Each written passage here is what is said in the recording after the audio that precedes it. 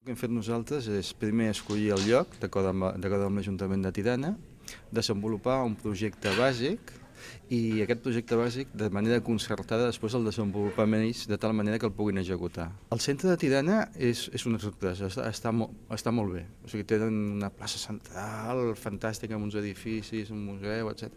I un eix que creua la plaça que porta des de l'estació a l'universitat. Just en el moment que comences a caminar 10 minuts d'aquest centre que podria ser com qualsevol ciutat europea, comences a veure polígons, masses cotxes i sobretot espais buits, no espais públics. És a dir, espais que no han sigut urbanitzats o espais amb molt poca qualitat. I això és el problema principal que tenen, molt espai buit, sense ús.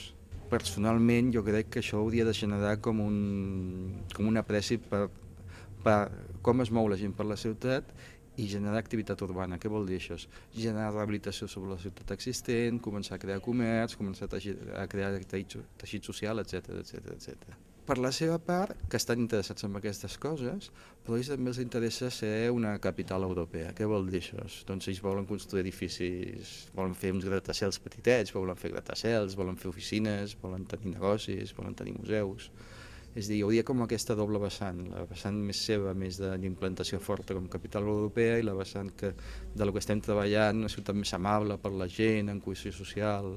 Primer havia vingut una delegació d'Albània aquí a Barcelona a veure els models de gestió dels centres cívics perquè els volien fer el seu primer centre cívic i després el Jordi Cortés em va dir si volia anar també en un altre viatge amb l'Andreu Agustí de la xarxa de centres cívics de ciutat.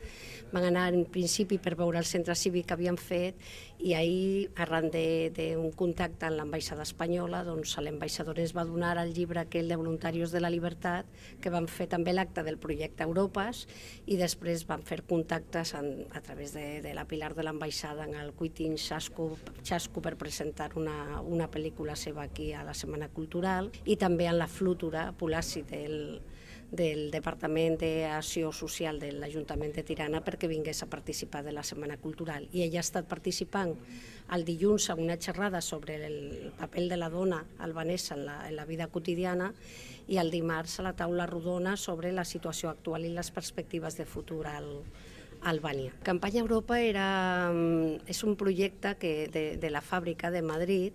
Van proposar als centres cívics de Barcelona, la xarxa de centres cívics, que per què no acollien cada centre cívic de la ciutat a un país d'Europa dins de l'off del festival aquest Europes. I nosaltres ahir vam trobar l'oportunitat de dir, bueno, si estem portant endavant un projecte de solidaritat en Albània, millor que fent també que acollim Albània dins del nostre centre cívic.